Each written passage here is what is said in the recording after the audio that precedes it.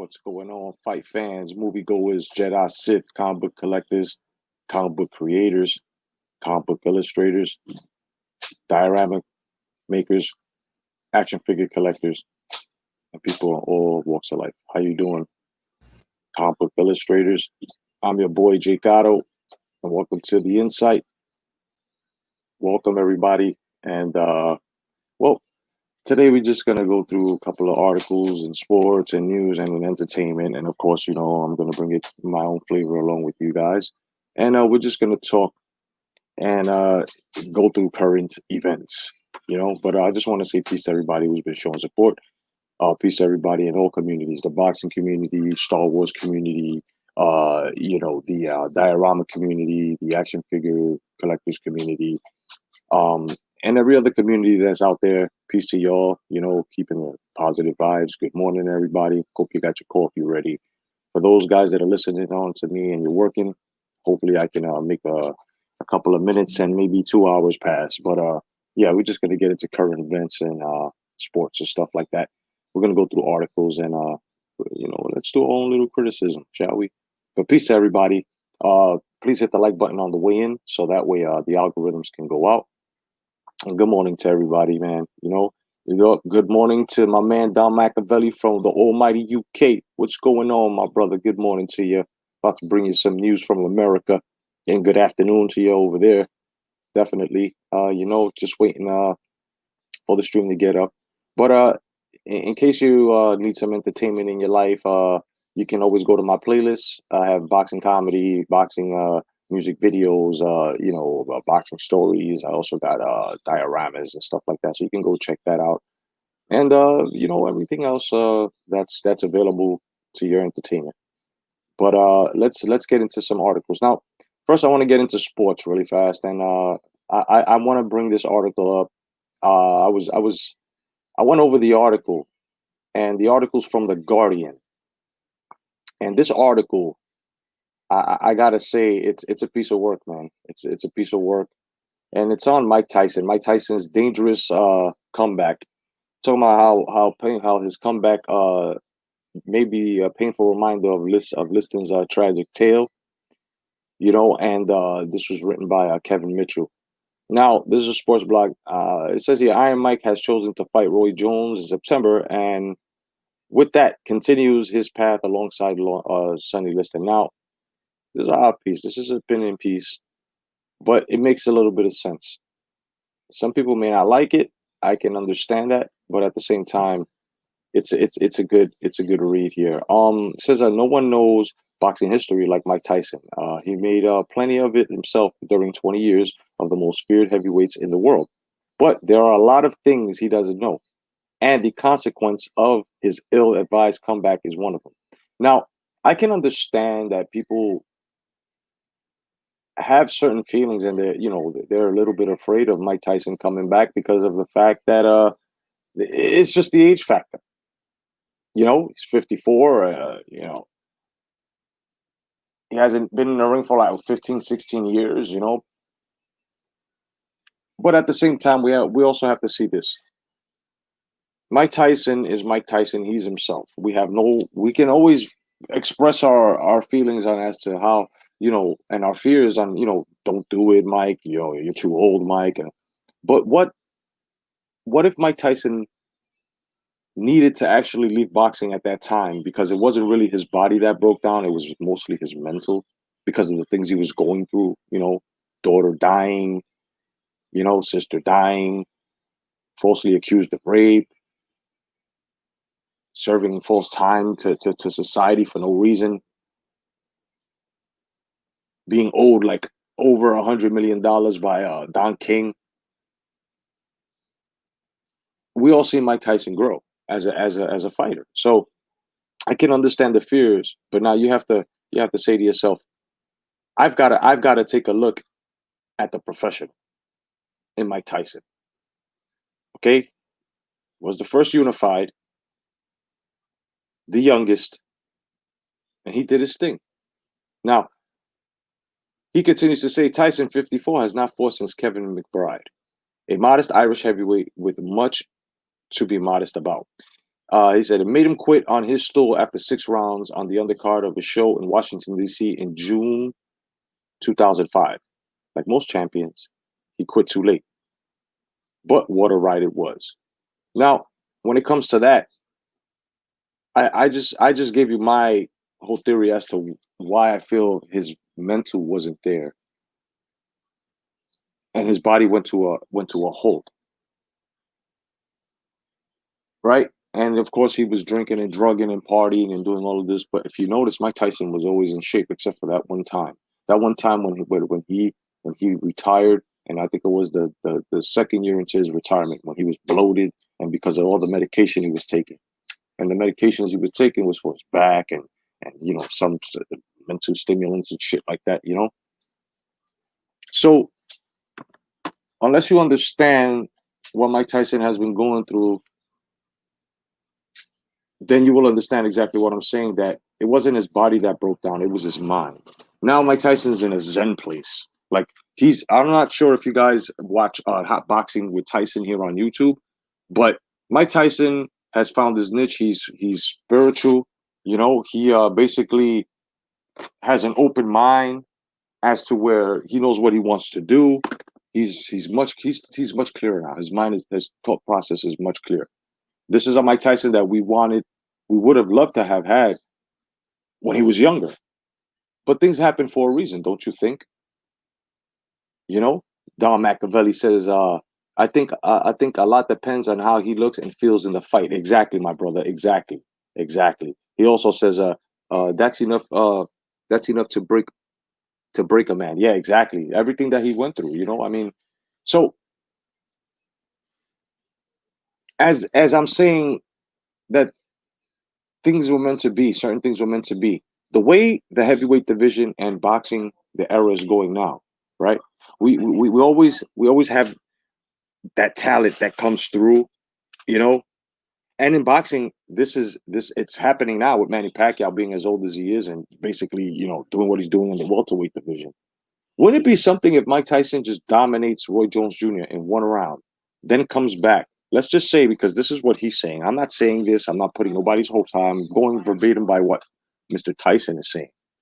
So let's just say he decides to take up one professional fight against somebody, and then he's impressed there, and then takes a second one. And by the age of, let's just say, 56, 55, right, the following year, he's the oldest heavyweight to be in the ring, and he fights whoever's gonna be the unified or whatever, and he happens to do that.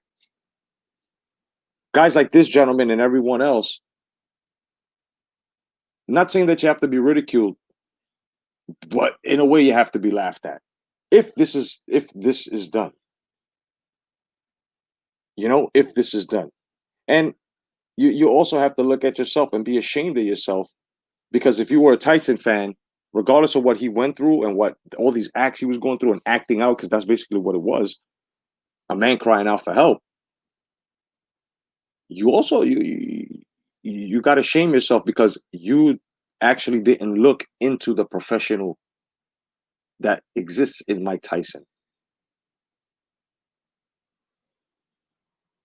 Mike Tyson has done more things than all of these heavyweights in this era.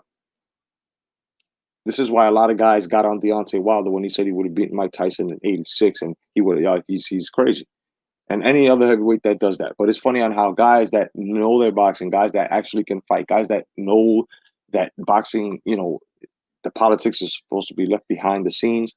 You know, these guys will tell you, Tyson, nobody would have beaten him, especially anybody from this fucking era. And this era doesn't consist of Klitschko, Briggs, none of those guys. Talk about these guys now, you know? But let's continue the piece. He goes, I'm the best ever, he said. I'm the most brutal and the most vicious and the most vicious champion there ever has been. There's no man who can stop me. Lennox Lewis is the conqueror. Is the conqueror? No, I'm Alexander. He's no Alexander. I'm the best ever. There's never been anyone as ruthless. I'm Sonny Liston. I'm Jack Dempsey. There's no one like me. I'm from their cloth. There is no one who can match me. My style is impetuous. My style is impregnable, and I'm just ferocious. I want your heart. I want to eat your children.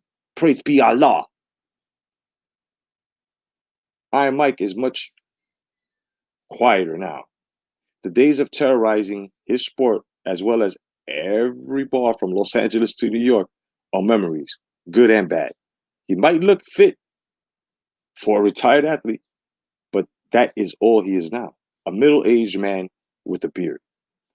Yeah, you see, these are why they're called op pieces, meaning opinion pieces. And, this is just his opinion.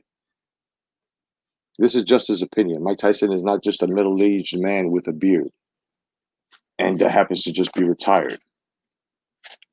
You can, if you wanted to go there, you can say the same thing about Floyd Mayweather, right? He's just a skinny, lanky, short guy who used to be on top and has all this money and is just retired, right? But it's just more than that when it comes to him, regardless if you don't like him or not. It makes no sense where you knock down credibility of athletes even when they retire and just call them a middle-aged man with a beard. See, because this is where Mike Tyson gets to come back and say, well, you took the pussy that put you the pen and talked about my life and make money off of my spotlight, right? Mike Tyson would definitely see. Mike Tyson never liked journalists that were fucking like this guy here. But it is an opinion piece. It's his piece. But we're being critical here as to what they're writing and saying about our fighters. So let's finish up here. So he goes, however, on September 12th, at the Dignity Health Sports Park in Carson, California, where David Beckham played football for LA Galaxy, Tyson will go through the motions with Roy Jones Jr., another shadow of a champion, albeit a great one.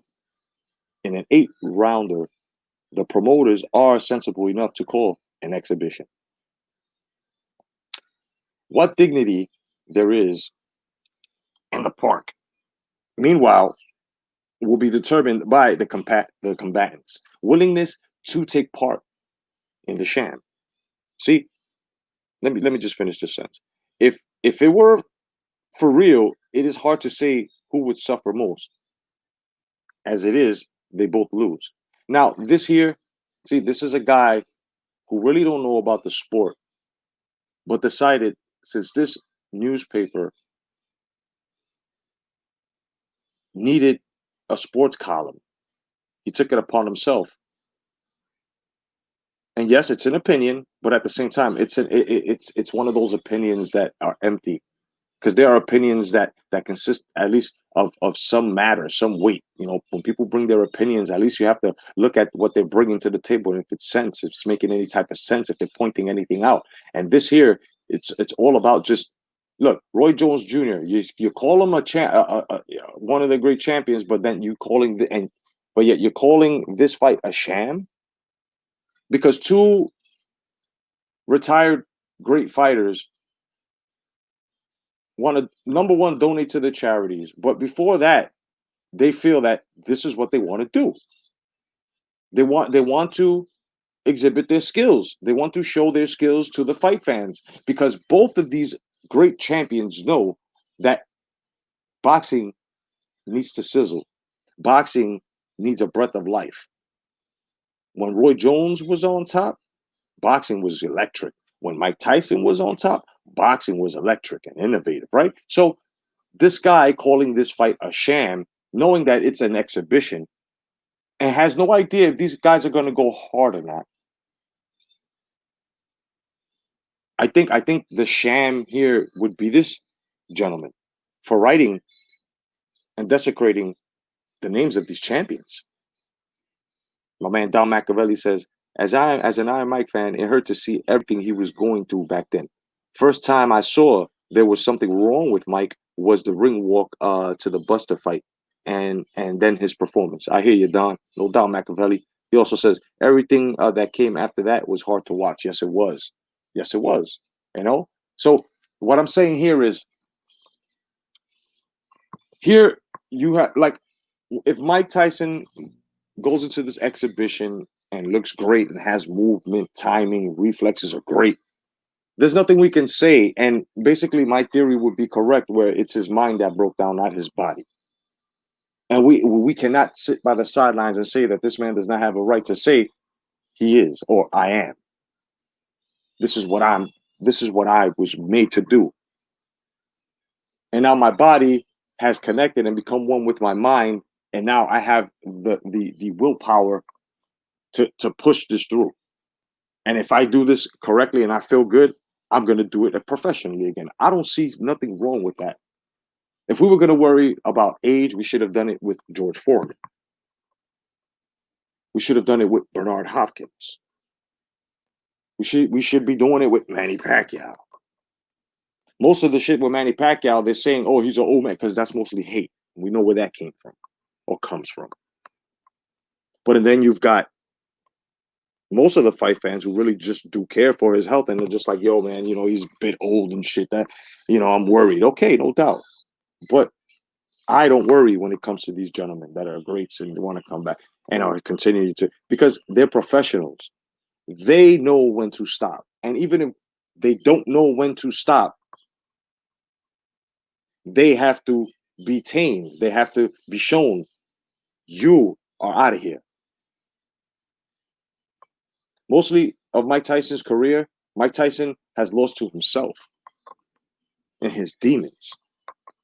Mike Tyson quit on himself. So now that he knows this, does this man not get a chance at redemption? I mean, don't you think it would be kind of selfish for a fight fan, like of our caliber, to be like, we love Mike Tyson, we respect Mike Tyson, but no, he has no right to go in this ring, even though he feels mentally healthy? Me as a fight fan, whatever makes Mike Tyson happy, this is what I want him to do.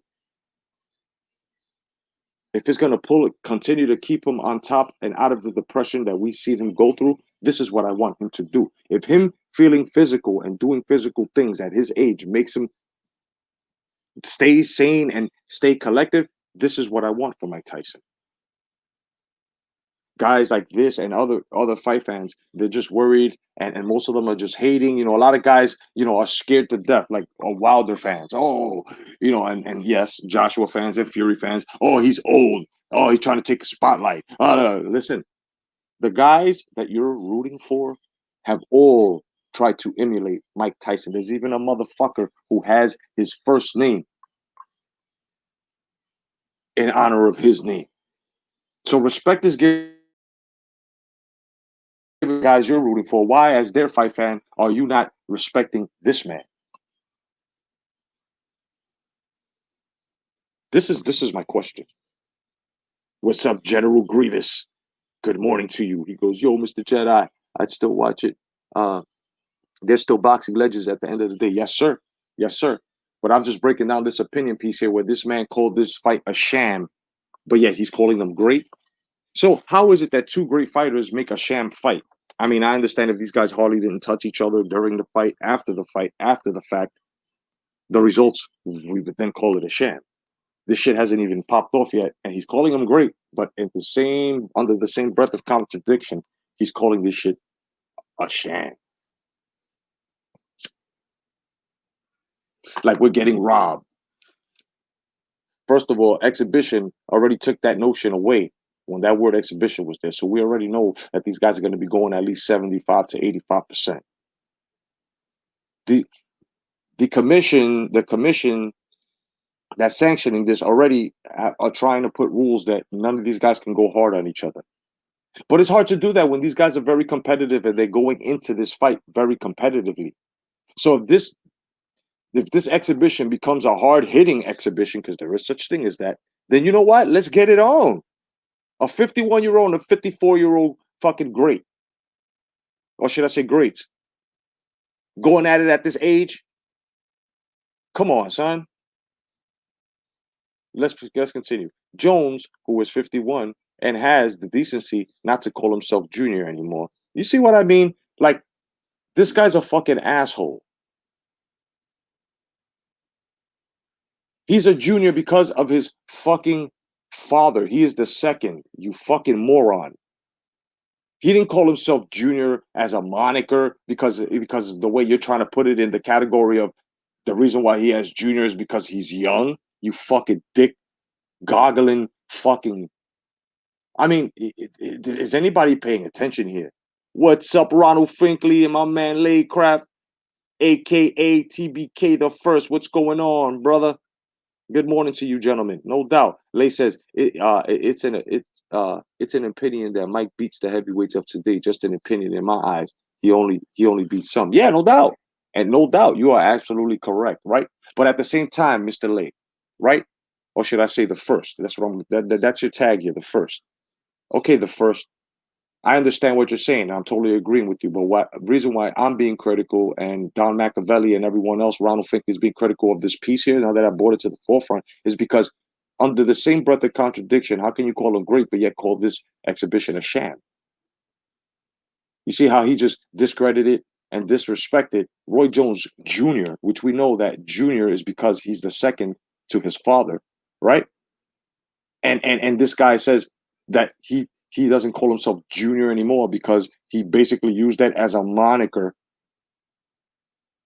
as to tagging him young, like the kid Baba Yaga or something like that, or Baba Yaga Jr. And then when I get older, I just take the Junior off.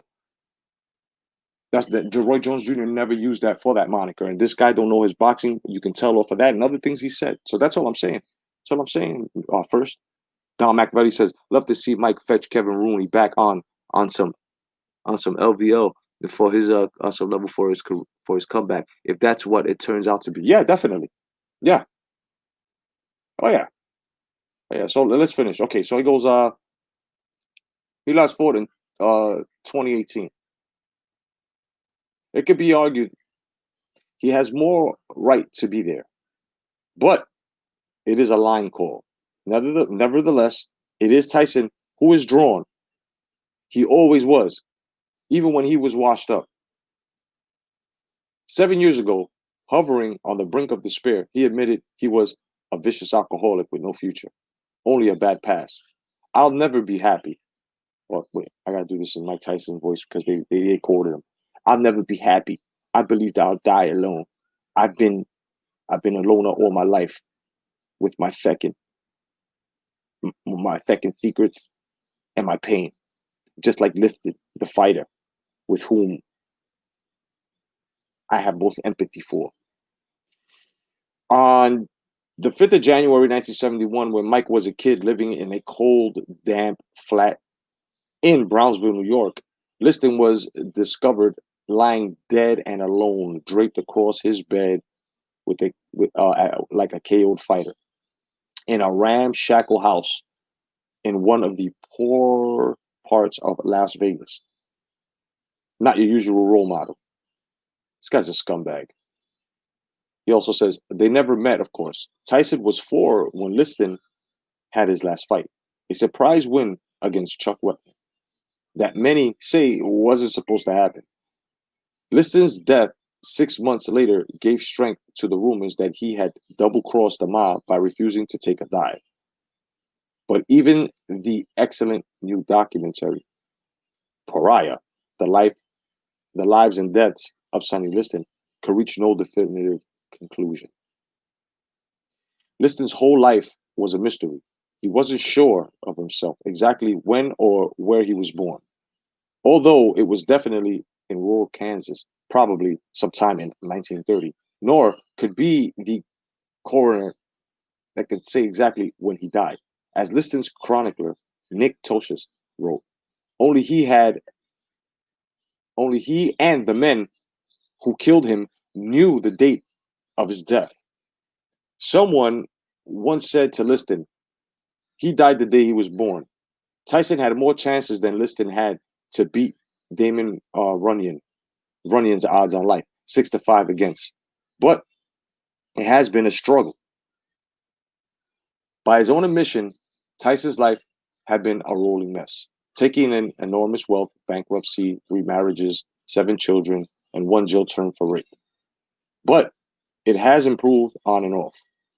Since he walked away from boxing, it has not been easy. He lent his name to best-selling autobiographies. He has been in movies and he endorsed Donald Trump. So it's a mixed bag. In Pariah, Tyson describes Liston as the first intimidating fighter with the mean scowl and the mean grit. He was a real badass, menacing boy. So basically, this guy is saying that Mike Tyson is following the path of fucking Sonny Liston, which is totally false. Totally, totally false. Fabrizio, what's going on, brother? Kevin Rooney has dementia. Bad health. Poor guy. Yeah, right? I know, man. I can't fucking remember anything, Mike. Okay, I got dementia. Fuck you, Mike. Yeah, I can't remember shit.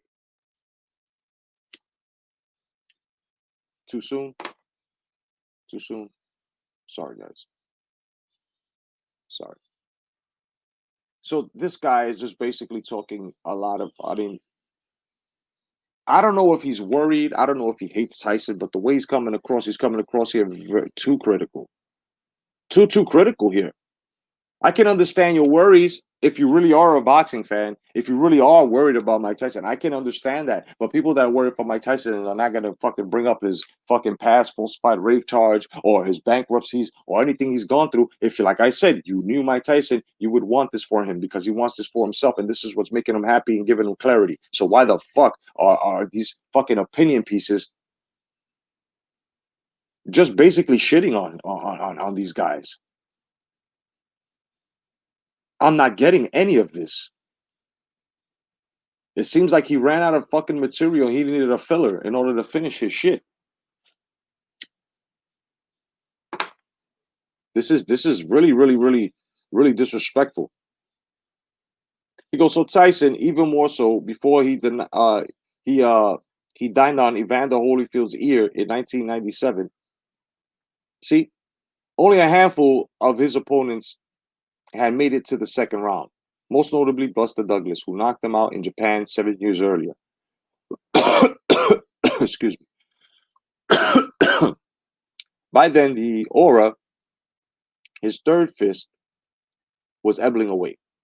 This guy is fucking was ebbing away. Man, this guy's pissing me off. There were shreds of it left when he came out of prison in 1995 and terrified Peter McNeely for a minute and a half. He would do the same to Frank Bruno 7 months later to get his title back and retire the troubled British fighter. From there to the end, he won a few contests, but Tyson was a sitting duck for anyone with ambition and a good chin. Liston said many wise things in his 40 or so years. The most poignant quoted at the beginning of Pariah. Ever since I came into the world, I've been fighting to stay alive and live a reasonably normal life. I've never been able to do it. The sadness of Mike Tyson is that he knows his history. He knows what happened to Sonny. Yet, even though he has tasted normality, even though he has survived his many nightmares, he is drawn again to the danger of a trade in which normality is not even a second-class citizen. End of article. See, so that's that opinion piece there is something that, you know, we look at and we can just say, well, you know what?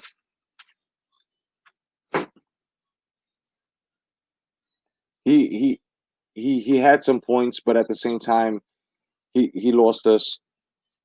He really lost us when it came to this bullshit where you're just going to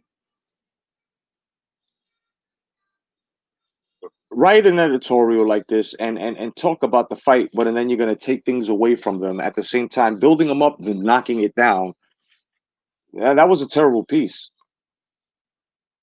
That piece was horrible. Horrible piece.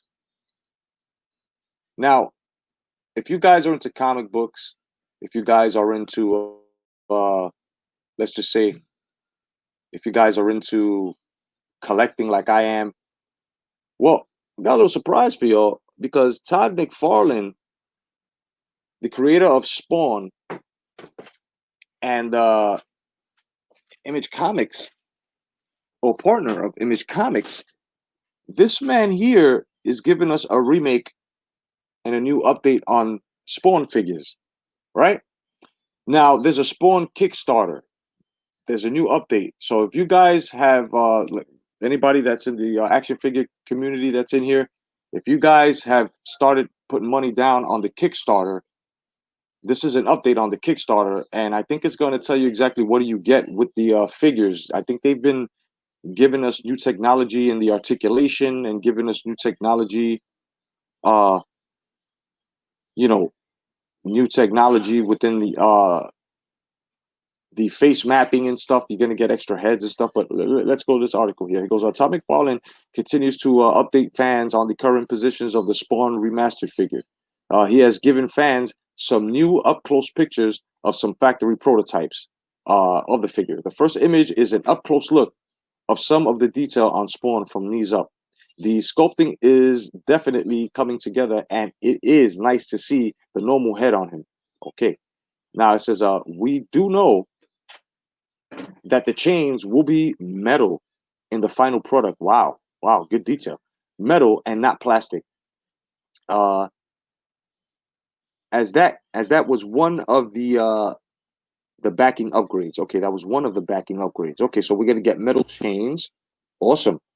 Okay, it goes on. McFarlane Toys also showed off a look as some of the prototype parts with the Al Simmons head, body, hands, and legs. Nice. Okay, so we get an Al Simmons regular head sculpt. All right. Each one shows off that the team working hard and making sure that the figure's just right before it hits our shelves. Good work, guys. It goes, Spawn fans can check out the video Todd McFarlane uploaded showcasing some of the joint movements here. Okay, so he's showing us how the new joint technology works. So it is great that McFarlane Toys and the creator continue to share updates with the creator of the figure. There are a lot of fans waiting for this figure as the Kickstarter campaign ended with 23,761 backers and made $3,447,390. It will be nice to see the fully painted mock-up when it's ready, and we can't wait. Spawn still has some time left as he is not expected to be released until November 2020. If you've missed the original launch of the figure, then make sure you check the third-party markets this fucking fall. Now, there's a picture here. Going to show you guys. Let me just back this on up a little. Back this up here. Okay. All these windows you gotta close, man. You know, it sucks. All these fucking windows suck. You know what, State Farm, fuck you. All right, so basically, let me see if you can see this. Yeah, you guys can see it. Okay, so basically, this is what the figure's looking like. Let me just scroll this up here. All right, so this is a prototype. Now, as you can see, you've got the joint technology, which are the white pins that are in the bicep and the wrists, also on the shoulders, all the white. So this is what it looks like on painted, how they sculpted. And he is looking great. I love this fucking face. I already got his first McFarlane figure that he made this year from the Mortal Kombat series, and it's beautiful. So basically, this is the mock-up. See the white joint pins that are there? So basically, these chains are going to be metal, not plastic. That's going to be badass. And then over here, we see parts of, okay, this is the Al Simmons head. Nice. And then, of course, the prototype mock-ups and sculpt of the body. That is fucking badass. And I think, yep, that's it. So basically, man, look very soon for your Spawn figures, because if you're a collector like I am, you're gonna want this. You know what I mean?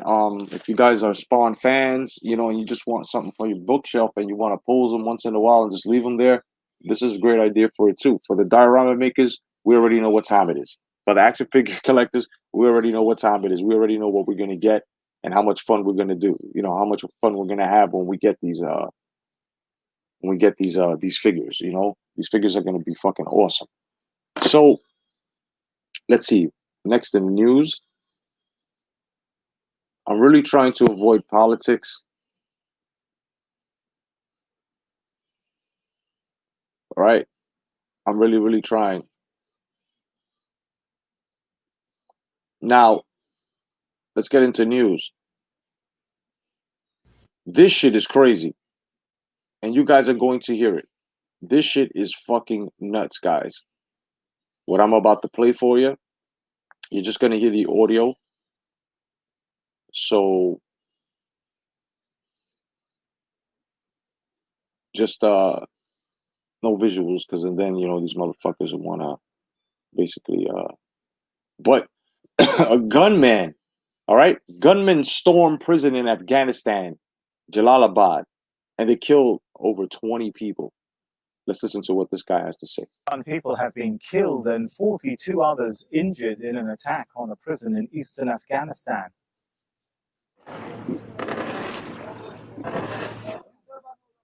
Officials say there were several explosions, including a suicide car bomb outside the prison in the city of Jalalabad.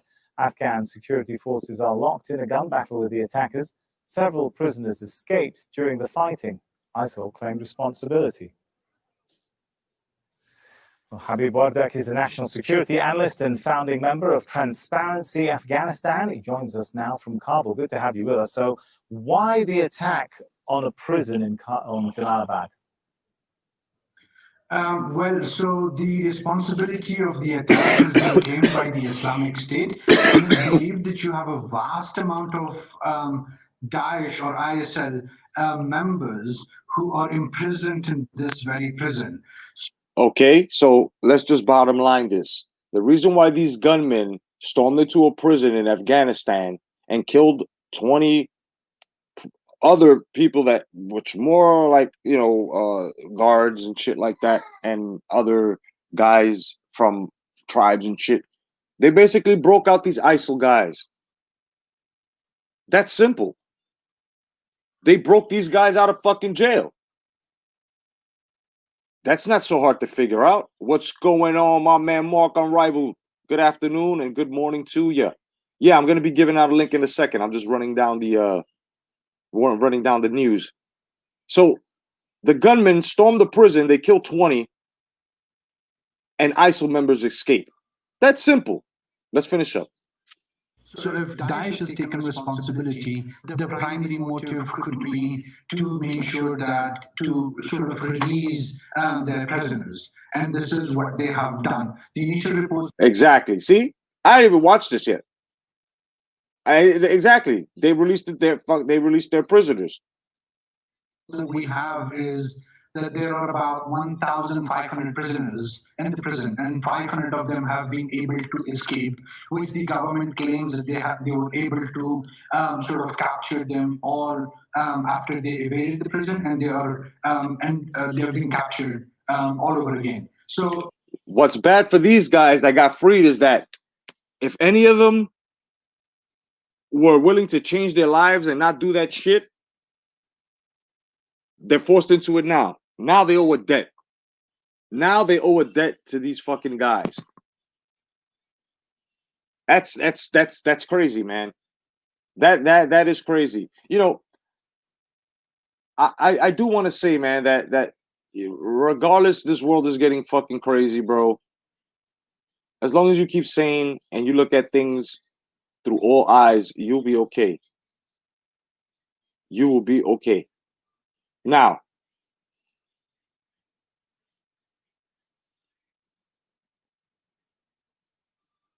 we've got some fucking news here where, once again, false alarms have happened. There was a missing Washington State girl, and she was found alive after more than a week. Now, I'm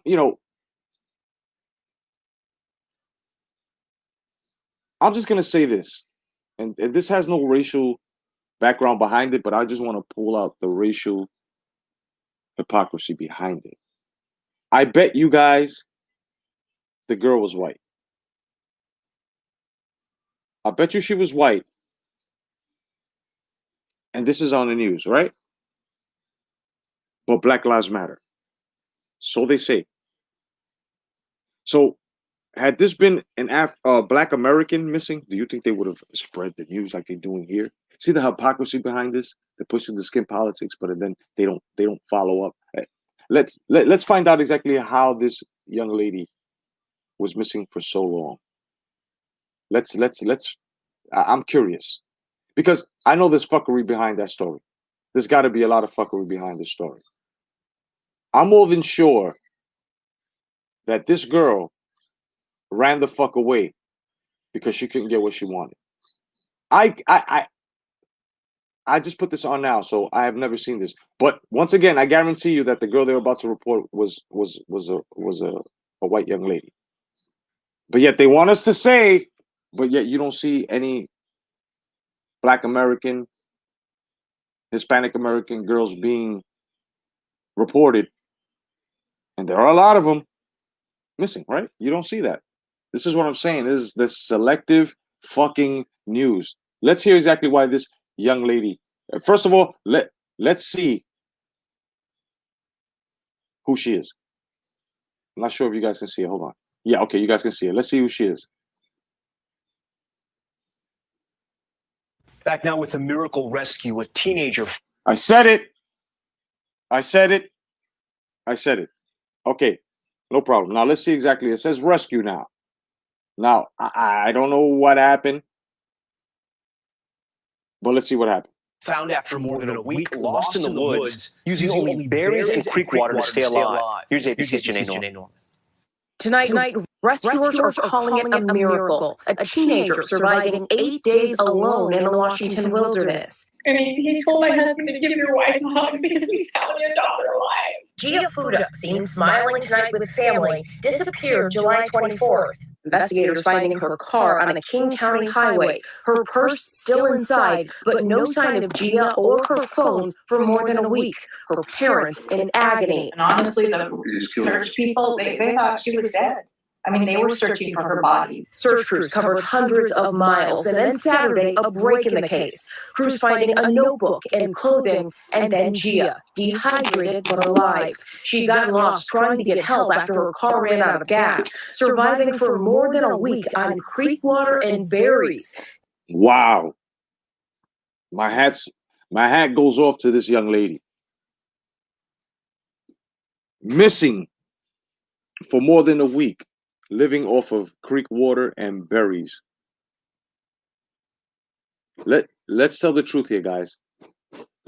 How many of y'all would have survived? Or how many of y'all think you would have survived? If you know your camping education and you know how to stay alive, and then you know what? Maybe you can say, yeah. I don't know. I know how to camp out, I know how to start fires.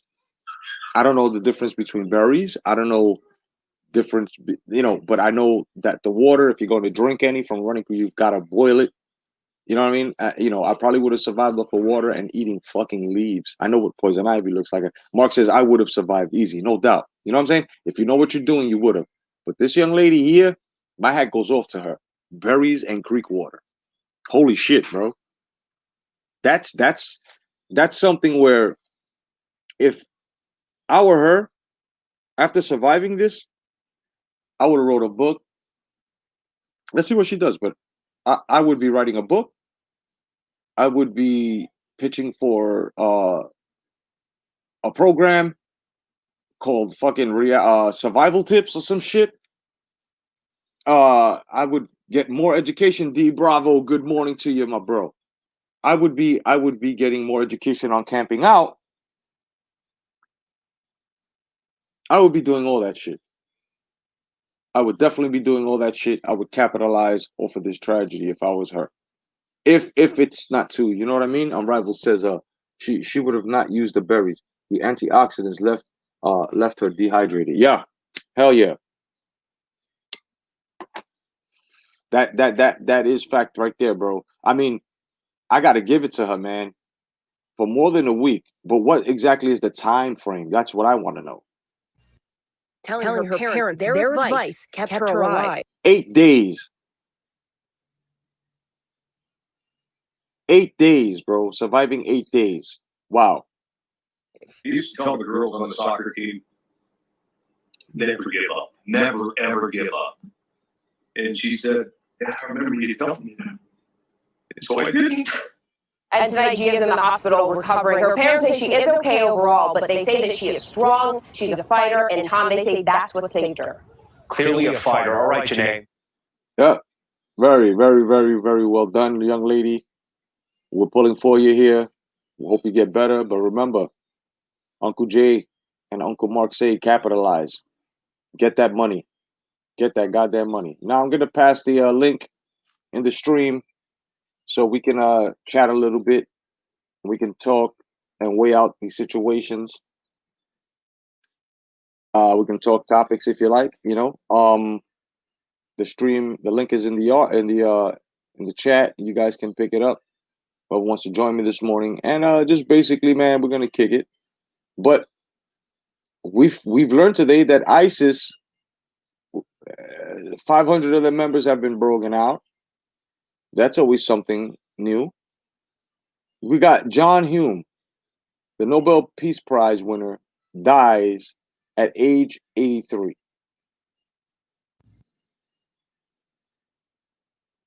He was from Northern Ireland. He died at the age of 83. We also got Lord and Taylor, which is a men's warehouse, clothing and accessories and stuff for men. Not sure if you guys know Lord and Taylor brands and stores, but their warehouse owner has filed for bankruptcy, and this is the latest retail casualty of the pandemic. Everybody, welcome my man Mark. What's going on, Mark? How's it going, man? How are you? Just chilling, my brother. How you feeling, man? Good morning to you. Good afternoon. I'm good. I'm good. Yo, you know the way you said your hat goes off to the young lady for Yeah. surviving out in the wilderness for like that. You see the way her car was parked there at the entrance to the woods, right? And Yeah. like it was like on a road. Yeah. Do you know what she should have done? What? Stayed in her car until fucking morning. Yeah, I know what I'm saying, right? She Like, could. not trying to be funny or nothing, but you don't walk into the woods searching for help.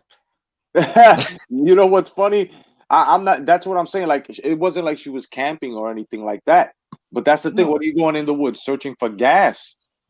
You're going in the woods searching for gas. What are you gonna? You gonna fucking make some what do they used to call that shit? What do they call that? That eco-friendly gas out of fucking tree leaves and bark. Is that what she was? Look, my car broke down. Do you know what I'm gonna do? I'm gonna go and take a walk into the woods at night. You know what I'm saying? So that, like, my hat goes off to her that she managed to survive, right? I put my hat back on the fact that she put herself into that position. Stay in your car, wait till morning. Yeah, I will too. I will too. But that's wait exactly till it's daybreak. You know what I mean? Yeah. That's exactly what my hat came up, because she actually survived. Like, for someone to go walk in the woods because they ran out of gas, and I don't know what the fuck she was looking for in the woods. I mean, what the fuck, right? But if it was food, then you got it, baby. You got your berries and your fucking water for the whole fucking 8 days that you fucking stranded yourself in. And what's funny is, how the fuck does it take them 8 days? They knew where she was going, and they decided on the 8th day to go look for this bitch. Mm-hmm. Wow, that's crazy. nuts. Now, did you happen to step in and catch the op piece? The what piece? It was an op piece by some columnist that was on the let me see, I'll bring it up right now. It was a piece on Mike Tyson's comeback. Here it is. It was a piece put together about Mike Tyson's comeback, and how, here it goes. Tyson's dangerous comeback is painful reminder of Liston's tragic tale. But what's funny is that Liston's life and Mike Tyson's life, nothing alike. I mean, these guys had tragedies. Yes, that's about it. But they were totally different tragedies. You know what I'm saying? One wound up homeless and fucking, and the other one is again making millions and back on and doing what he wants to do. So my whole thing here is that, under the same breath, Mark, under the same breath, this cocksucker said that Roy Jones Jr. and Mike Tyson are great, but the fight is a sham. Now, this fucking guy doesn't understand that it's an exhibition. Fight fans, who are real fight fans, understand what an exhibition is. These guys are not Yes. going to go hard, but at the same time, he also has to understand that they are going to go at least 85%. These guys, if one hits another, if Roy hits Tyson hard, he slips and hits him hard, Tyson's going to hit him back. Then it might get a little rough. And they're going to have to be broken up and reminded that it's only an exhibition. But you know what? It's whatever they feel. These are professionals. And that was my whole point. Like, Mike Tyson's mind broke down before his body. Yeah. That's what happened here. And now that he's got the mental stability, the mental peace and everything, His body's not what it was, like, because he's an older guy, you know, right. A war-torn guy. But what he is a man who's at peace with himself. Right. And he wants to be happy. And he feels that by doing this, it's what's going to make him happy. So I said, as if people are real Mike Tyson fans, whether you're hardcore or mediocre, or where you just, like him because of his fight style, but you don't agree with whatever the fuck went on in his life, whatever, however you look at Tyson, you still got to be happy for him because this is what makes him happy. You know what I mean? I'm happy for him. Yeah. When someone turns to me and says, "Oh, the fight's a sham," what? It's an exhibition. That's what it is. It's an exhibition.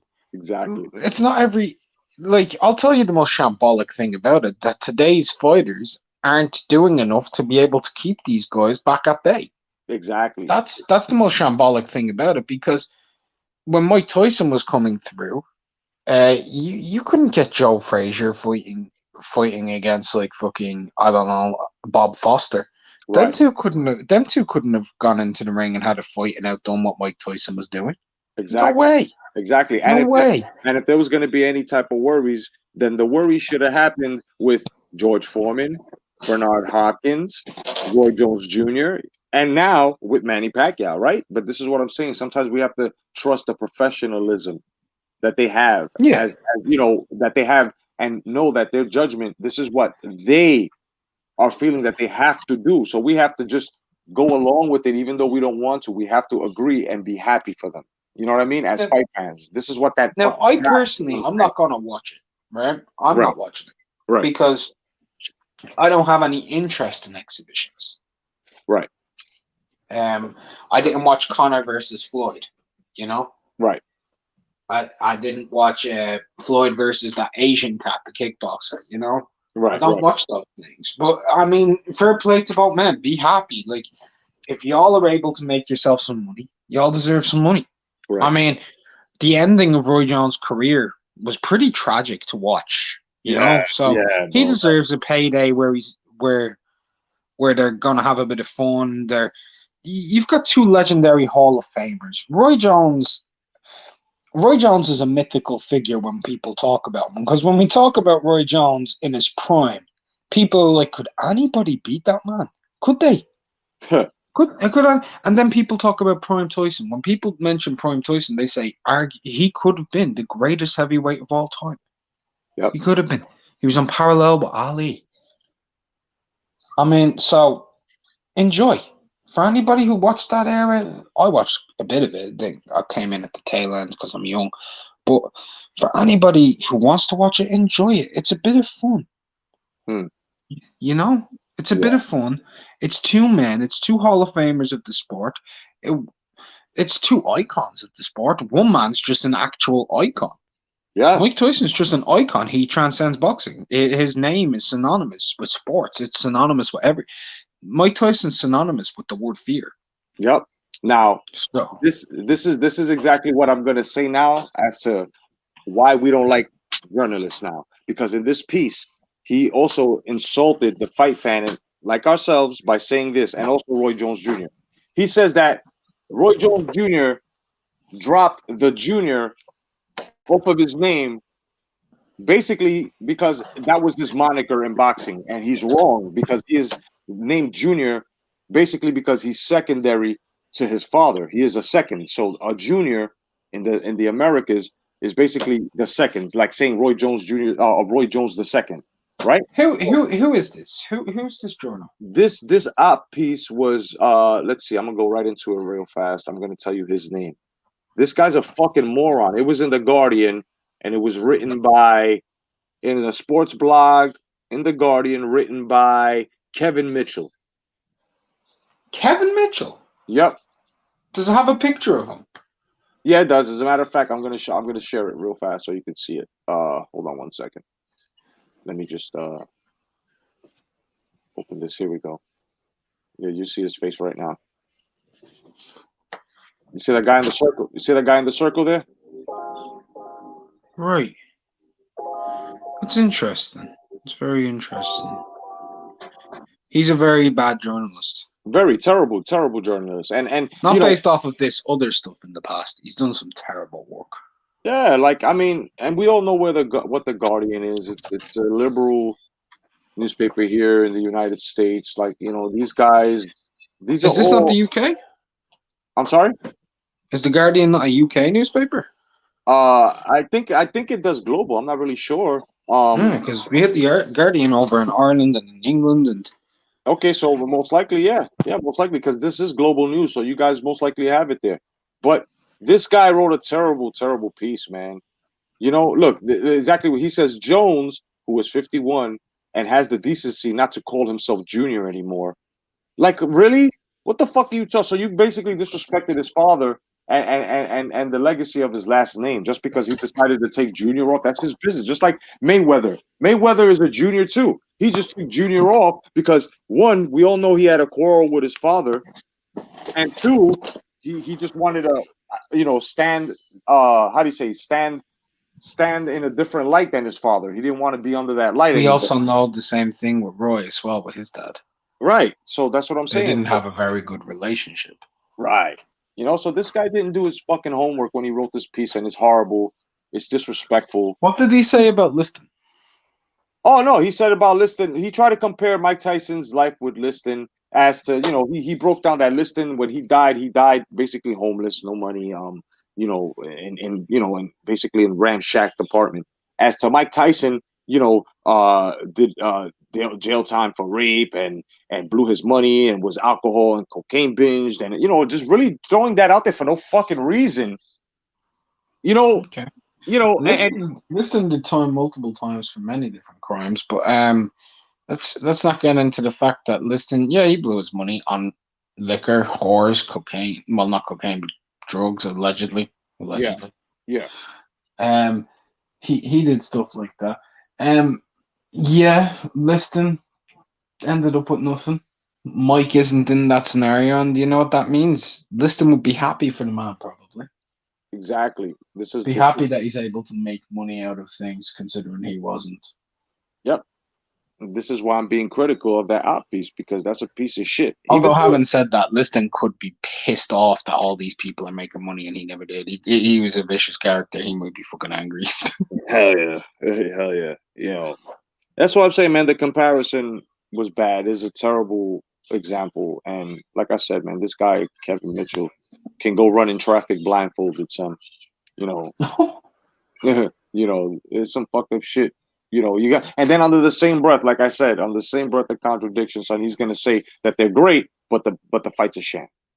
So two greats are gonna put up, are gonna put an exhibition on, knowing that they're gonna hold back some of their power, but you're calling that a sham. But yet you won't write a piece about actual boxing matches that happened today that were shams, though. See that? It's just an exhibition. Like they've said it's an exhibition. They've said what they're going to do. That's not a sham. If they say, hey, we're going in here, we're going to have a little bit of fun. We're not going to go full tilt. It's not going to be for knockouts, whatever. And we're just going to go in there and pretty much have a glorified sparring session. That's not shambolic. That's actually very the word I would use to describe what they're doing is very courteous and honest. Yeah. Those are the words I would use, because they could turn around to us and say, no, this is a full-on fight. I'm going to take Roy's head off, and then they can go in there and actually have a spar and con the public. Mm-hmm. They could do that, but they're not. They're telling the public what they're doing. Right. Exactly. That's honest, respectful, and courteous. I appreciate that. Because if they were going to have a proper fight, I'd watch them probably pay for it. But because it's an exhibition, I'm not. And I appreciate that. It means that I don't have to pay money and be robbed of something. Do you know what I mean? Yeah, definitely. What's going on, Brian? How you doing, Mr. Harkin? Good morning and good afternoon to you. Yeah, man. It's like I said, man. I'm glad I caught that piece so that way I can bring it out there because I'm tired of this shit. And guys like this are exactly what gives the new fight fan. Basically, the new fight fan, they read that piece and then right away they say, "Oh yeah, off of what he wrote, Mike Tyson ain't shit." Oh, he was an alcoholic. Yeah, but what about the things he did achieve before all of that? That's what made him. He made himself that way. It was afterwards. It was the add-on, the fucking the DLC pack that motherfuckers bought and started adding shit onto Mike Tyson. A lot of motherfuckers want fucking DLC packs out here. Look what they did to fucking Michael Jackson. Look what they did to a lot of fuckers out here that were found innocent at the end of the fucking situation. It's crazy, bro. It's fucking nuts. I'm having a look at this right now, yeah? Yeah. Kevin Mitchell is the tennis and boxing correspondent for the Guardian Observer. You lose your credibility. He has written a few books on both sports, millions of words on others, and won a few awards here and there. Good for him. He's become addicted to golf several decades too late to fix his life. Who gives a fuck, mate? See? Oh, yo, this is a tennis correspondent who also covers boxing. I can't be having it. I'm reading the article now. I'm telling you, it's gonna piss you off. It's gonna piss you off, Mark. You know what I'm saying? This is why I brought it up. Because I was like, his opening line makes me go, okay, this is fantastic. No one knows boxing history like Mike Tyson. Exactly. I'm like, yo, okay. That's the capture net. That's the real. Yeah. I'm in. Like, he's made plenty of it himself during 20 years as the most feared heavyweight in the world. Fact, yeah. But there are a lot of things he doesn't know. And the consequence of this ill-advised comeback is one of them. So what are the things that he doesn't know, Mitchell? He says Tyson 54 has not fought since Kevin McBride, a modest Irish heavyweight, and much to be modest about, made him quit on a stool after 6 rounds on the undercard of a show in Washington, D.C. in June 2005. Like most champions, he quit too late. But whatever it was. Right, can I say something on the Kevin McBride thing, yeah? So when Mike fought him, Mike was 19 years or 18 years past his prime. Exactly. Yes, he fought a bit too long. Did he really? Maybe. Should he have retired after Lennox? I don't know. He made money off that McBride fight. He made a lot of money off of it. He knew what he was doing. He says 5 years before the McBride fight, Tyson went to Glasgow and knocked out the normally steadfast American Lou Savarese in 38 seconds. Lou was past it too. Anyway, in 38 seconds, fans who had flocked from all parts hoping to get a prolonged look at the fading ogre. Whoa. See? He called him an ogre, bro. Yeah, it gets worse. That June evening at Hampden Park were not best pleased. It was the 22nd first. Yeah, I'm reading the interview about Lennox being a conqueror. No, I'm Alexander. He's no Alexander. I'm the best ever. Yeah. Let me see. Let me see. I'm just reading through quick. Yeah, go ahead. What's up, Tommy Tempa? What's going on, my main man? What's going on, brother? Good morning and good afternoon to you. Wow. Yeah, it's disgusting. What dignity there is in the park, meanwhile, will be determined by the combatants' willingness to take part in the sham. If it were for real, it is hard to say who would suffer most. As it is, they both lose. They both make money. Exactly. This guy's a fucking moron, bro. They both make money by having a bit of fun. And it's people like you who are trying to label it as something it's not. You're trying to say this is a real fight, and that's why you're calling it a sham. It's not a real fight. It's a spar. Right.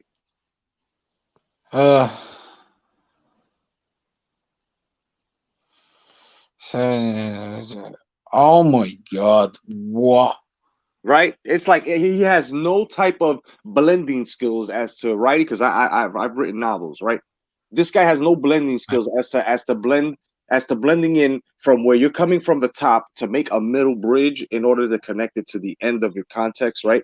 This motherfucker here just came out and just tried to make the difference between Sonny Liston's life and Iron Mike's life and make it a comparison.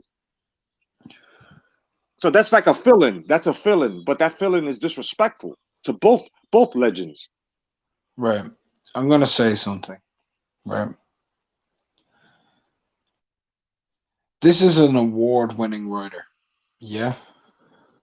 This is an award-winning writer. Yep, we can agree. Yep. This man has won awards, right? Liston said many wise things in his 40 or so years. The most poignant quoted at the beginning of Pariah. Ever since I came into this world, I've been fighting to stay alive and live a reasonably normal life. I've never been able to do it. Now, I'm going to fact check him, okay? No doubt.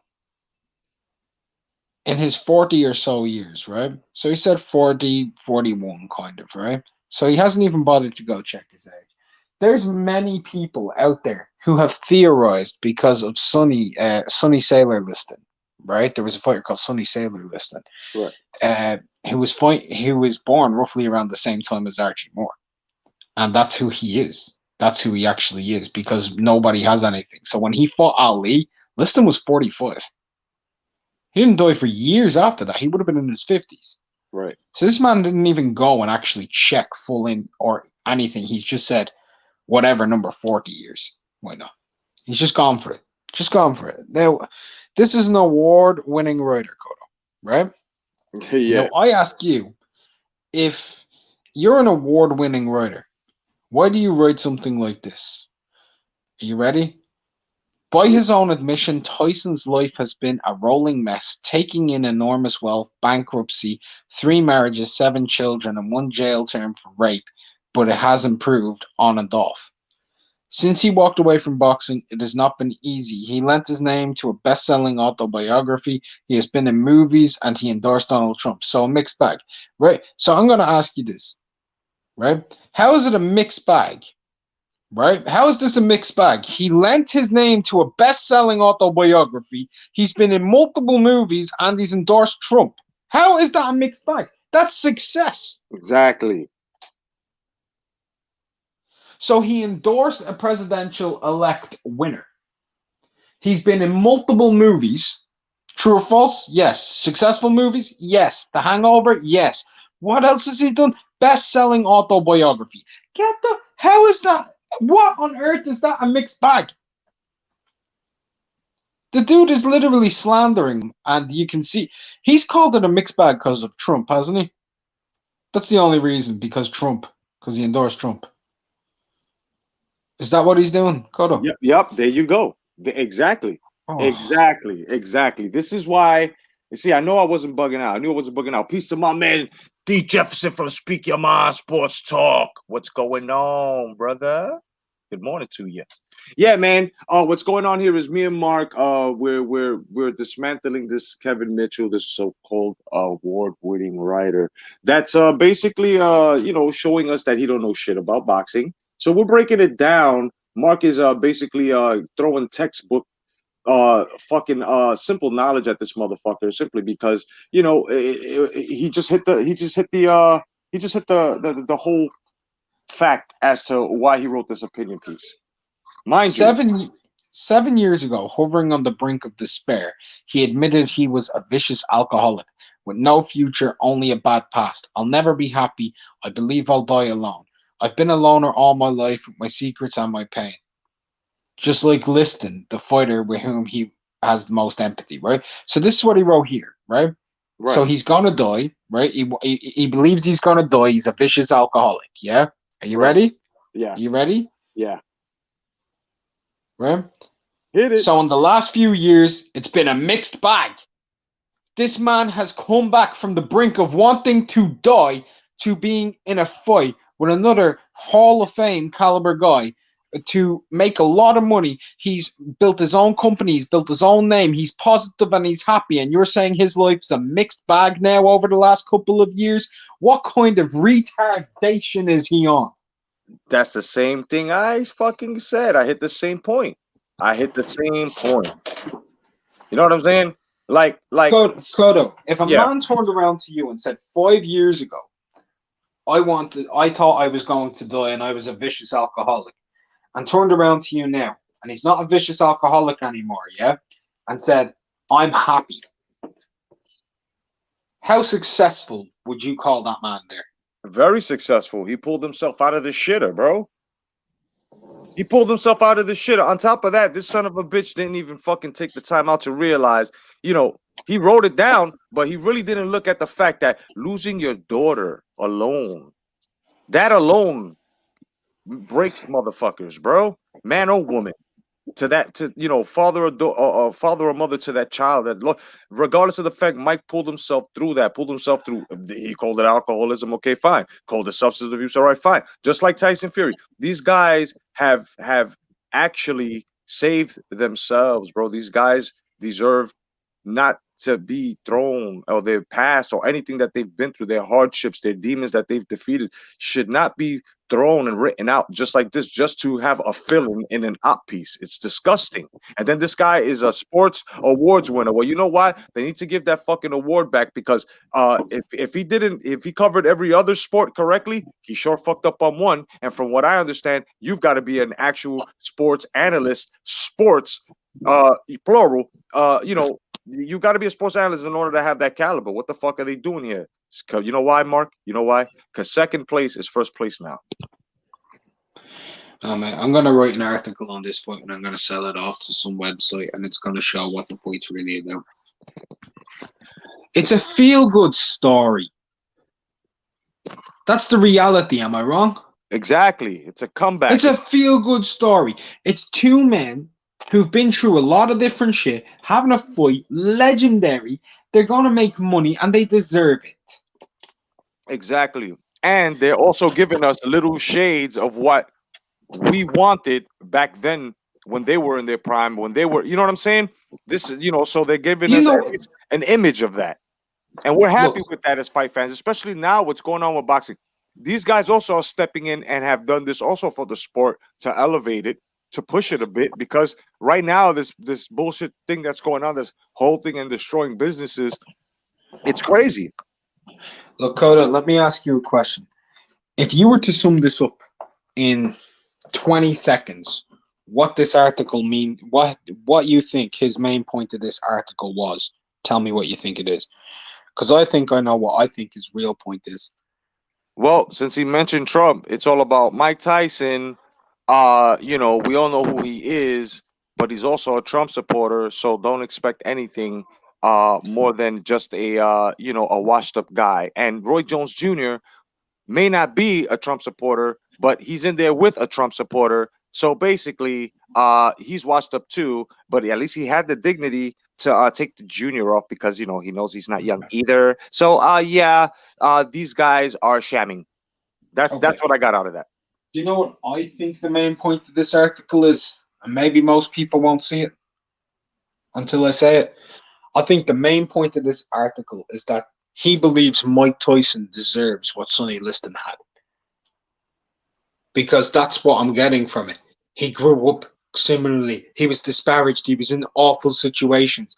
He seems to be angry that the man is making money and Liston didn't at the end of his life. He seems to be angry. So from that point of view, he wants him to go through what Liston did. That is tragic. But at the same time, right, with the same pen stroke, he's saying that Tyson is going through what Liston is. You because if you read the title, that's what he's saying. He's disgusting. Earlier in his life, he went through what Liston did. So I'm guessing he wants him to just go through what Liston did. Yeah. No solace. And no solace. Also, he wants him to have nothing. He wants him to go through everything. He wants him to be Sonny Liston. He wants him to be found dead in an apartment with nothing. Exactly. And at the same time, Mark, it's also a political op piece too. Because what the fuck does him supporting Trump have to do with anything? Because after he said that, if you notice it went downhill from there. Mm-hmm. It's crazy, bro. It's crazy. And like you said, and everyone else here, like Don Machiavelli, Tommy Tempa, and everyone else that's here, we've all seen it. And what does this say here? It says that they're a liberal fucking newspaper, bro. I don't care what type of newspaper they are. All I can say, that's not. Is that liberal to want a man to like be shit? I guess it is. It what is. I've learned about, from what it, I've learned about liberalism, hold on. What I've learned about liberalism, yeah, is that liberalism is actually far more conservative than conservative because it preaches freedom and takes away every right to speak. it's a big contradiction because just like you said, he could have the freedom to say, oh yeah, well I can him, what you just said is being liberal, but also him wanting to go in there and do what he wants to do is also liberal, right? Why not? So like you said, and I'm saying it's like a contradiction being a liberal, because it's like a weapon. You can use it as a weapon. You can use it as to, oh, okay, I'm liberal about this, and but then when the person is bringing the other fact or whatever to the table, oh, no, that's not. But how do you figure if it's the counter to yours? So if you can feel free and liberal to fucking do that, then I can feel free and liberal to counteract that and tell you, well, that's not the reason why, or this is the reason why. You understand what I'm saying? It's crazy. It's a weapon. It's weaponized now. A lot of shit is weaponized, and it's fucking disgusting. And this guy just weaponized his op piece. Like, that's gross, bro. Let's hope I can sell off my article. I'll write an article later, and I'll do something that's actually a good piece, and I'll put it in. Hopefully someone will take it, and we can get that shit up, and you can read that in the news. Yeah, no doubt. And don't forget the Boxing Jedi. Throw me up in there because I want my foot in his ass too. I'm not gonna write it on him. I'm gonna write it on the fight. Just on the fight, man. Yeah, because I want my foot up his ass too. Like, this guy's a fucking idiot, bro. But it is what it is, man. And then also, guys, in case you're just joining, there was a girl who ran out of fucking gas somewhere in the middle of West Bubbafuck, right? And she was missing for 8 fucking days, and she was found. And how did she survive? Well, she survived by eating berries and fucking creek water, right? And me and Mark was sitting down, and we sat back, and Mark brought it to the table of logic that this fucking bitch could have fucking stood in the car until fucking morning, and she would have been all right. And then I brought onto the table of logic, these fucking parents, and the search team are disgusting, because it took y'all motherfuckers 8 days to realize that this bitch that ate fucking mixed berries and fucking creek water missing. It took y'all that long? No, it took them that long to find her. They knew she was missing. But here's the thing. How hard can it be to find a girl sitting around in the woods? That's what I'm saying. Either way. If she's alive. They didn't really search, did they? That's exactly what I just said. They're horrible people. They know it's to me, it's looking like, okay, 8 days. Oh shit, where's Katie? She said she was going to the woods. Oh my God, funny. That was 8 days ago. Yeah, then boom, they find her notebook, and then they find her dehydrated with fucking berries surrounding her and near creek water. Mm-hmm. Tommy, should I say Mark's question? And my question was, what the fuck? If you ran out of gas, bitch, what the fuck were you doing in the woods? What are you looking? There's no gas in the woods, bitch. That's all wilderness. What are you gonna make some fucking new eco fucking lab gas out of leaves and bark, bitch? Like, what are you doing? Stay in your car. What's up, Khalil? Stay in your goddamn car. I'm hoping I wasn't being too logical about the situation. I hope I wasn't. It's just, to me, it makes sense. I stopped. Oh, my car's broken down. Oh, what am I gonna do? I know what I'm gonna do. I'm gonna walk into the woods. You know what else? Right? Technology. 2020. Did this bitch have a cell phone? I mean, she ran out of gas, right? Hold on. She ran out of gas. Your battery in your car did not run out, though. So you could have fucking charged your phone. You mean to tell me? That's actually true. You mean to tell me that you didn't have a cell phone? Because they didn't mention anything about she used a cell phone and she just didn't have any signal. And the parents are terrible because they didn't even fucking bother calling this fucking child of theirs. Katie, are you okay? It's horrible. These fucking news stories are horrible. Then we've got fucking ISIS breaking into a prison and fucking releasing 500 ISIS members, killing 20 fucking people, other people. Shit's getting real. Khabib's hat. What's going on, brother? He said, I've never heard of her before. Some G-level television programming from USA. Yeah, man. This is actually a news article. This bitch got lost, bro. Because she ran out of gas. Decided to leave a goddamn car. Didn't have a cell phone. How primitive is it? Wait, it's 2020. You don't have a fucking cell phone. Okay, you don't have a cell phone. Let's say she doesn't have a cell phone, right? Let's say she doesn't, right? Let's just say she doesn't. Kodo, I'm gonna ask you the most honest question. Your gas breaks down. You're on an intersection to a woods, yeah? It's on a main road. What do? Do you get out of your car and start searching for gas inside of the woods? Or do you stay in your car till morning to wait for somebody to come along so that they can call AAA? Or go up, near the road, not too far, but near the road, and wait for a car to pass by, and we'll flag them down. Right. That's what I'm saying. Yeah. You know what I'm saying? And no, Grievous, it wasn't a fake story because it was on ABC News. So yeah, you're right. Yeah, it was fake news. I get it. I get it, buddy. Good one, General Grievous. But yeah, no, that's just ridiculous. And then they're like miracle rescue. That's not a miracle rescue. That's a shit rescue. Let's put it into perspective. It took y'all 8 days to find this girl, dehydrated with berries in her system and water, after she got out of her car for some unbeknownst reason, walked into the woods, got fucking lost like a gobshite instead of staying in her car waiting till morning, so you know that she has light. And then what? What happens? You call it a miracle rescue. Her parents are like, we thought she was dead. Did you see how straight the face on the mother was? She was like crying beforehand, but then when they were looking for her, they were looking for her body. She looked so straight faced there. She didn't look emotional. I'm like, what's going on here? They were probably hoping that bitch ain't fucking get found, bro. They probably had peace in their house and shit. No loud music. They were like, fuck this girl. We had her. This bitch better not come home. She better not come home.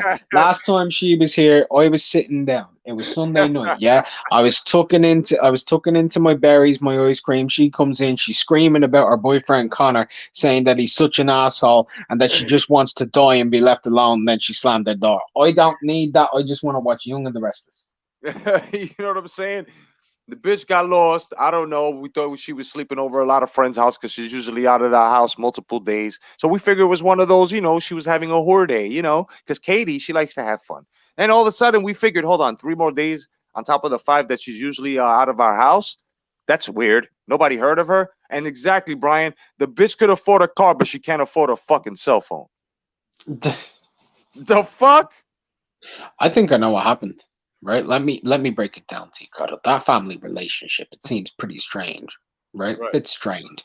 So she was given a car, right? But it's harder to confiscate cars because all it requires is someone picking up the keys and running, right? So her parents got her a car. That happens a lot in America.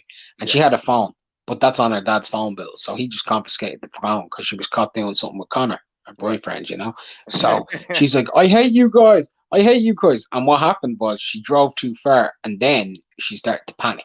Right. And then she ran into the woods. This is what actually happened. This is actually what happened. It sounds like it. Yo, Khalil, this is what happened. This bitch for some reason went somewhere and ran out of gas and left the car parked where, there's an actual parking lot. This bitch decided to go into the woods, look for gas. Wound up 8 days fucking living off of fucking berries and fucking creek water, bro. So we're snapping on this bitch and her parents and no good search team because it took them 8 days. You know what I'm saying? On top of all this fucking logical, shit that they could have used like a fucking cell phone. I mean, any parent will make sure that if little Katie is going or little Connor is leaving, they have a cell phone. They need to keep in contact. Because 18, and if they're still living under your roof, you still are responsible for that child. You're still responsible for that person, and you have to tell them, you have to call me to make sure you're okay because you don't want to wind up on little Lolita Island or the boat with Bill Clinton in them. So you know what I mean?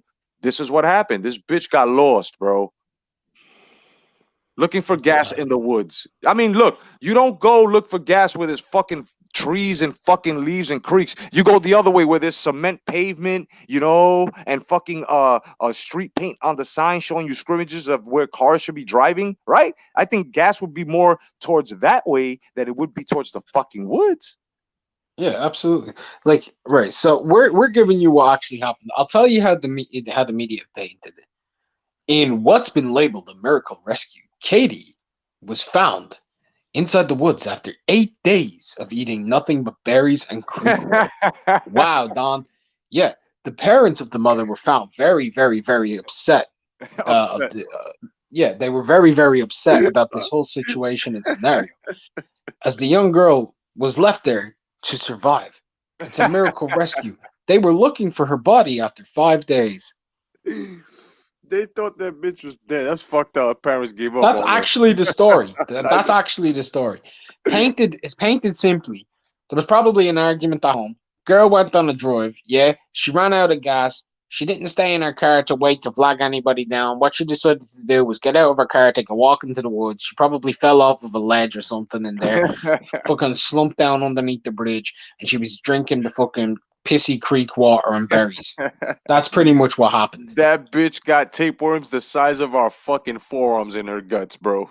Fucking Khalil says it must have been very frightening. And Grievous sums this up perfectly. Look at Grievous's comment. That's a fact. A woman driving by herself in the stick wilderness without a cell phone. Bullshit. Exactly, bro. Like a woman without a cell phone in 2020 on a drive on her own and gets out of her car to walk into the woods ain't happening. This is what I was saying, bro. Like, it's not fake news because we saw the girl, we saw the parents, we saw the editorial. Yeah, it happened. It happened. It's just crazy. These people must have just left Amish land and just became civilized into into civilization and shit as to modern day living, and they don't know about a fucking cell phone. You know what I mean? I can believe you. Bro. This bitch needs to make that miracle drink now. Berries and creek water. Make something of it. They should call it Berry Creek. Berry Creek. If you want to get dehydrated in the woods, Berry Creek. Well, right, it should be like an energy drink. That shit will not leave you hungry, and it will not make you. It will not let you go to sleep, son. Fucking get it, Berry Creek.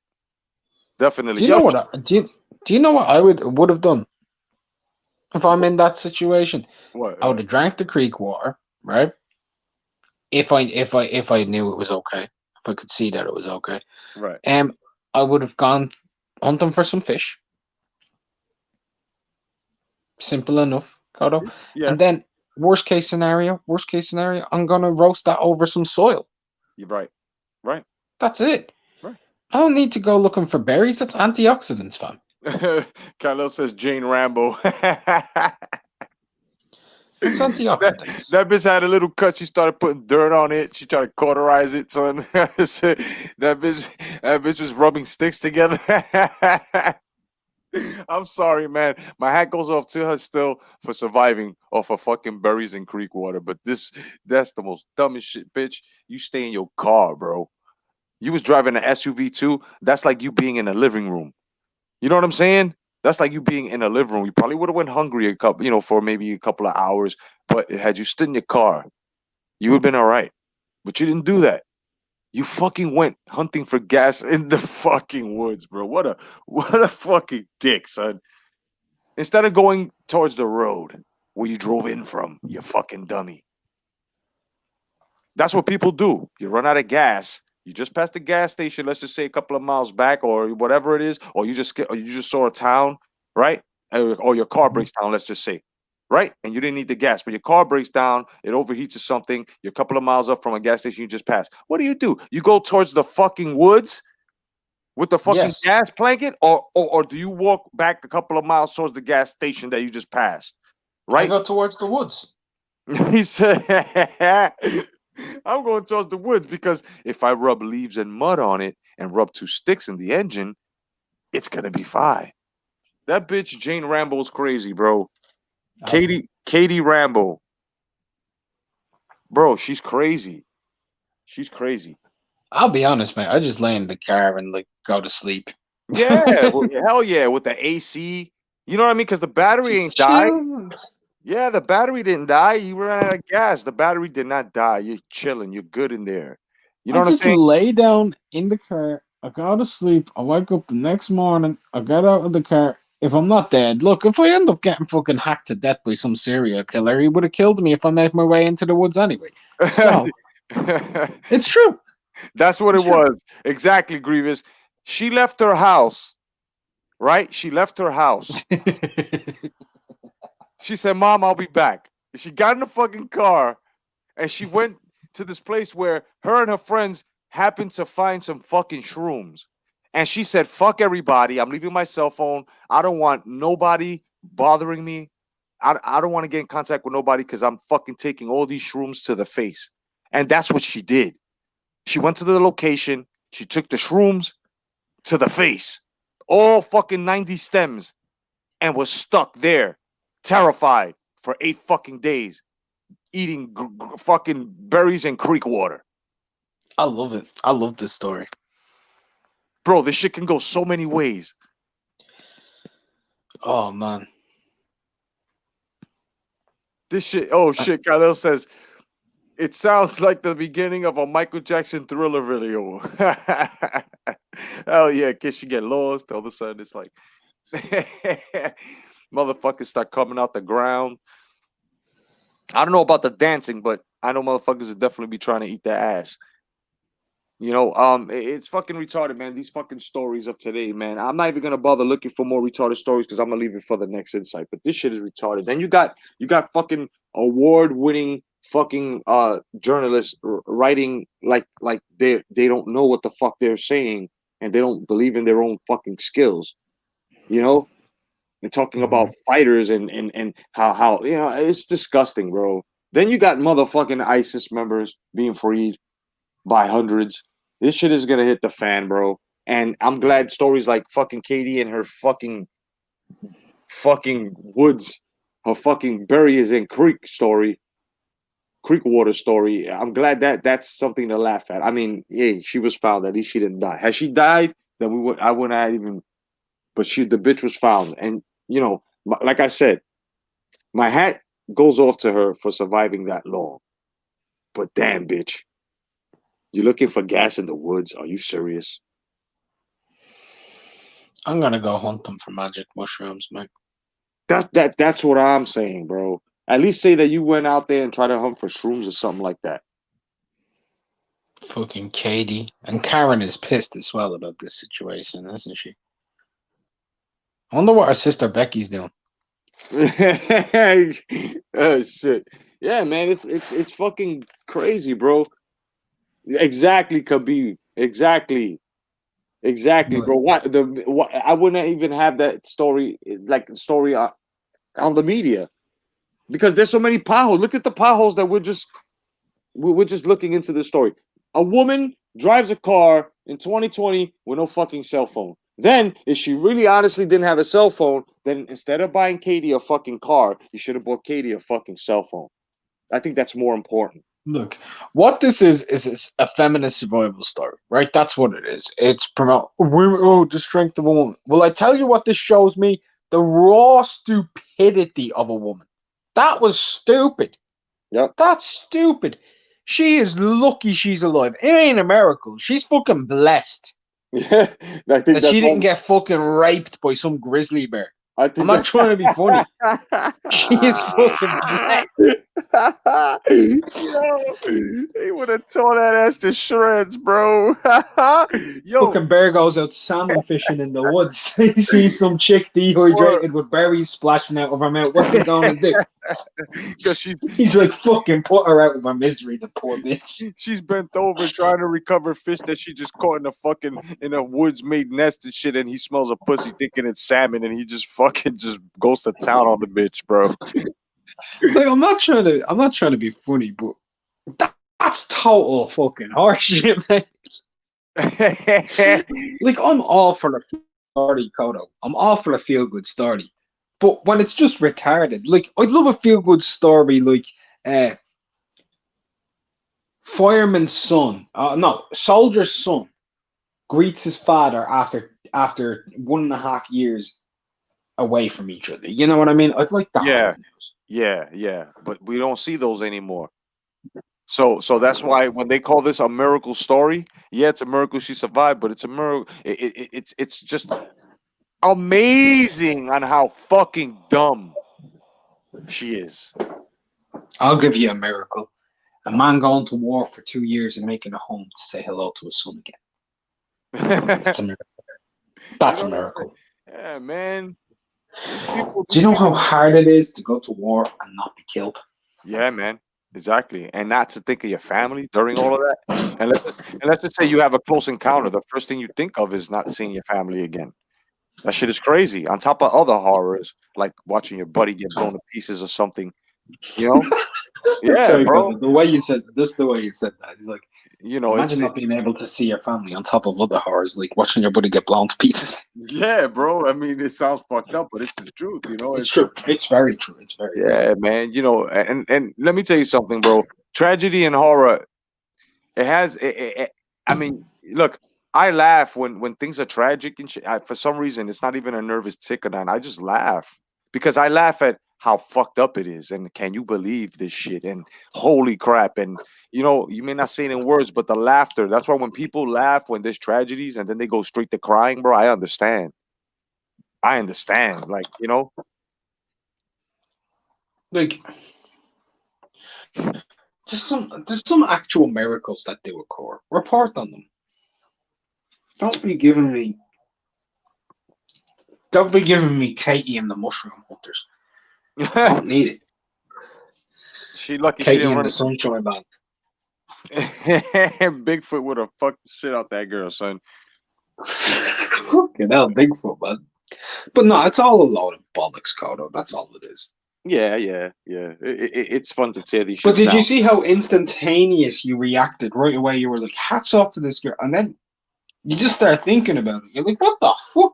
No, I mean, I still do say, you know, hats off to her for surviving. That's it. But then, like, yeah, she deserves it. Look, she deserves it because she should have been dead. Yeah, definitely. But now, you know, when you look at it, you gotta call this bitch a dumb bitch right now. Heroic about it, the rescue. Yeah, okay. I wouldn't even call it a miracle rescue because it's a miracle she's alive, and you know that's it. But it's not a miracle rescue. A miracle rescue is like some motherfucker who's been hanging on to the ledge of a fucking mountain for 3 fucking days, fending off bald eagles and shit, and rattlesnakes somewhere in fucking Colorado, some shit, right? You know, that's and then all of a sudden a fucking helicopter comes with rescue teams and rescues this motherfucker. That's a miracle rescue because this motherfucker was hanging off for 3 days and had, you know, on the edge of a fucking mountain. And they had to track this motherfucker down, and he survived 3 days with no food, no water, just hanging off with a helmet and a fucking harness. And they actually saved this motherfucker. They were able to maneuver this fucking helicopter in order to drop the guys down and put them in the basket and the harness that goes up into the, you know, that's a miracle rescue. Or how about motherfucking miners who are trapped thousands of feet down and they're still alive after weeks and weeks, and they get pulled up. You know what I'm saying? And all of them made it. That's a miracle. You're not allowed to say that. You're not allowed to say that because what managed to be stupid enough and still survive. Yeah. The logic of how it's a miracle. Are you ready for me to prove it's a miracle? This bitch was dumb enough to not have a cell phone on her to get out of her car to get into the woods and still survive. That is a miracle that she's that stupid, but she knew how to survive. That's a miracle. Tell me I'm wrong. No, not at all, bro. Not at all, man. That is a fucking miracle if you really look at it. I can hear her parents now, or her friends. You're so fucking stupid. How are you going out there with no cell phone? And then you're not going to walk towards the road. It's a miracle you survived. That's true. It is a miracle she survived. It actually is a miracle she survived. It is. But it's fucking stupid. Yeah. Very fucking dumb. Very dumb. I'm a cynic, though, mate. I'm a cynic. Oh, man, I think we're being that right now, but I don't give a fuck, bro. I don't give a mighty fuck because it's like that's some stupid shit. Let's talk about a true miracle. Yeah. Mike Tyson was on the brink of wanting to die. And he is coming back for an exhibition fight with Roy Jones Jr. And he's in a happy place. That's a miracle. Yep. Yep. Definitely a miracle. Definitely. That's a miracle. And these people Congratulations to you, Mike, for finding inner peace. Something I haven't found. No doubt. No doubt, Mike. Yeah. You know, like, do your thing, bro. And, you know, God bless you, man. And I'm going to tell you right now, this has been a very historic live, because now everybody that's on this live here and on the panel, right? We basically have our own inside joke now. Katie and her fucking berries and creek water. So every time we hear that, us as a special group here, we're going to start laughing. We're going to bust the fuck out. As a matter of fact, I think if we hear anything that goes under Katie, berries, or creek water, it's going to come back to this live and we're going to bug the fuck out, because that shit is funny. This whole story. Katie and her very, very smoothie, mate. Bro. Katie's and I'll tell you, that's why she was eating the berries. She thought it was Starbucks, mate. She got her shrooms, right? And she was stoned out of it, so she started eating the berries, right? Because she thought she was at Starbucks getting a very, very blaster. That bitch thought she was getting fucking berry flavored coffee, bro. Listen, God bless her though, she's alive, you know. But this is gonna end the insight, man. Mark, thank you very much, man, for joining, bro. It's always a pleasure, bro. And everybody here on the chat, man, go, if you haven't subscribed to Mark on Rival Boxing Talking News, go check him out. Everybody in the panel as well. I mean, everybody in the chat as well. Thank you for joining, man. God bless you guys.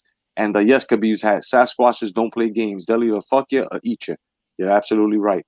But you know, God bless Katie and her Berry Creek water, and God bless you guys too. You know, once again, I'll try to come back a little later. I'll try with another live. But otherwise than that, man, God bless. Stay vigilant.